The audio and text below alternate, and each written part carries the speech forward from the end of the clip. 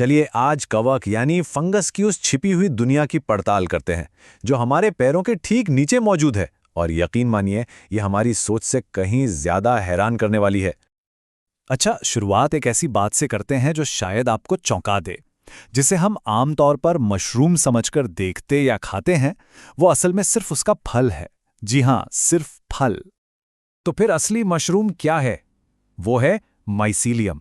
ये जमीन के नीचे फैला धागे जैसी कोशिकाओं का एक बहुत बड़ा नेटवर्क है। यही उसका असली शरीर है जो हमारी नजरों से छिपा रहता है। और ये नेटवर्क कितना विशाल है, इसका अंदाजा लगाइए। जंगल की मिट्टी का बस एक छोटा सा टुकड़ा लीजिए, मतलब 1 घन इंच, और उसमें आपको 1 मील लंबा माइसीलियम मिल सकता है। यही वो जाल है जो पूरे इकोसिस्टम की नींव बनाता है। सवाल यह है कि ये छिपा हुआ जीव आखिर करता क्या है? देखिए, इकोसिस्टम में फंगस के 3 बहुत ही जरूरी रोल हैं। हर एक रोल अपने आप में अनोखा और जिंदगी के लिए बेहद अहम है। तो चलिए एक एक करके इनकी इन कमाल की भूमिकाओं को समझते हैं। सबसे पहले आते हैं इनके पार्टनर वाले रोल में। ये हैं माइकोराइजल फंगस। ये 90% से भी ज्यादा पौधों की जड़ों के साथ एक दोस्ती का रिश्ता बनाते हैं। पौधे इन्हें शुगर देते हैं और बदले में ये फंगस पौधों को जमीन से कहीं ज्यादा पोषक तत्व खींच कर देते हैं और बीमारियों से भी बचाते हैं। इसी से जंगल हरे भरे रहते हैं। फिर आते हैं शिकारी, मतलब परजीवी कवक। इनको अक्सर विलन की तरह देखा जाता है क्योंकि ये पेड़ों को बीमार करते हैं, उन्हें सड़ा देते हैं। इन्हें लंबे समय से एक विनाशकारी ताकत ही माना गया है। और इनका साइज कितना बड़ा हो सकता है, इसका अंदाजा इस बात से लगाइए कि एक अकेला परजीवी फंगस 1500 साल से भी ज्यादा जी सकता है और सैकड़ों एकड़ में फैल सकता है। सच तो यह है कि ये पृथ्वी पर मौजूद सबसे बड़े जीवित जीवों में से एक है।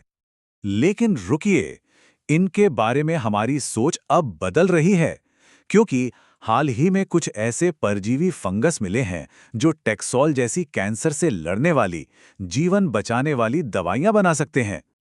और आखिर में आते हैं रिसाइक्लर्स, यानी सैप्रोफिटिक फंगस। ये हमारे ग्रह की सफाई करने वाली सबसे जरूरी टीम है।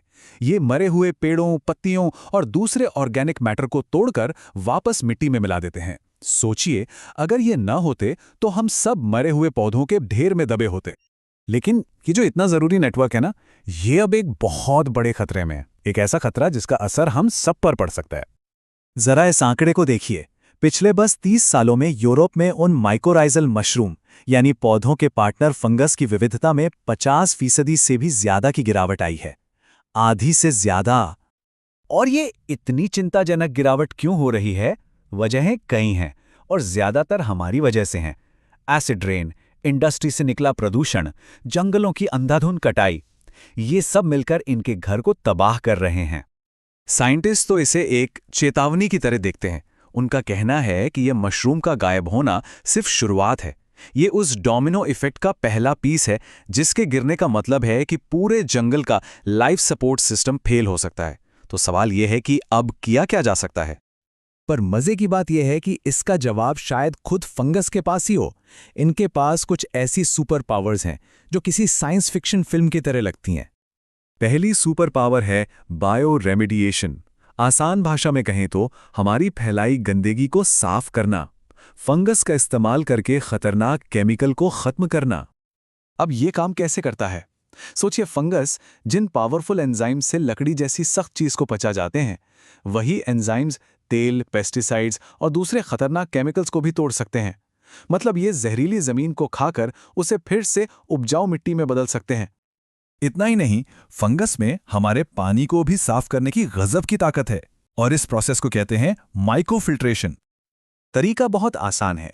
गंदे पानी को माइसीलियम यानी फंगस के घने जाल से गुजारा जाता है।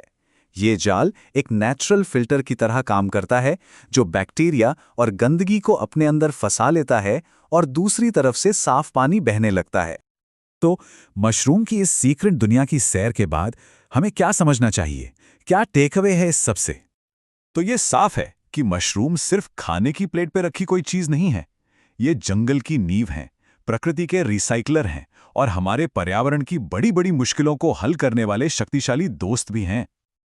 और आखिर में एक सवाल जो सोचने पर मजबूर कर देता है, अगर जंगल के सारे पेड़ पौधे एक ही विशाल फंगस नेटवर्क से आपस में जुड़े हैं, तो क्या हम अलग अलग पेड़ों को देख रहे हैं या फिर एक ही विशाल सुपर ऑर्गेनिज्म को? ये सवाल हमारे पैरों के नीचे की दुनिया को देखने का नजरिया ही बदल देता है।